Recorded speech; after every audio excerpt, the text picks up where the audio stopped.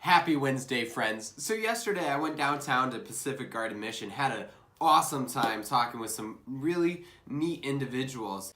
But one of my favorite parts about the whole day was right before I was about ready to share the gospel with a room full of people, I took a breath, I looked around, and I said, I can't start till I see everybody smiling.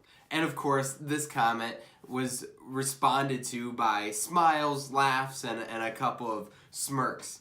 Then I said, no, seriously, I want everybody to smile. Give me a big, good smile. And what was really nice was that a lot of people did. But then I took it a step further. I said, I don't want you to just smile. I want you to smile with your eyes. Because there really is a difference between a fake smile and a real smile.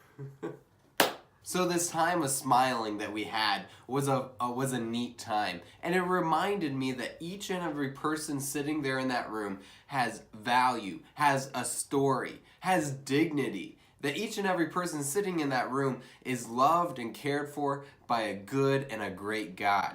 Just like you and me, we have value, we have dignity, we have lives that are worth smiling about. Because we have a good God. I shared with that great room full of people about how God created each and every one of them in His image. And that each and every one of them was known by God even before they were born. Psalm 139 spits some awesome truth at us. Verse 13, it says, "For you formed my inward parts. You knitted me together in my mother's womb. I praise you, for I am fearfully and wonderfully made. Wonderful are your works. My soul knows it very well. My frame was not hidden from you when I was being made in secret." This is awesome. And then we get to this phrase, "Your eyes saw my unformed substance. In your book were written every one of them, the days that were formed for me. As yet there were none of them."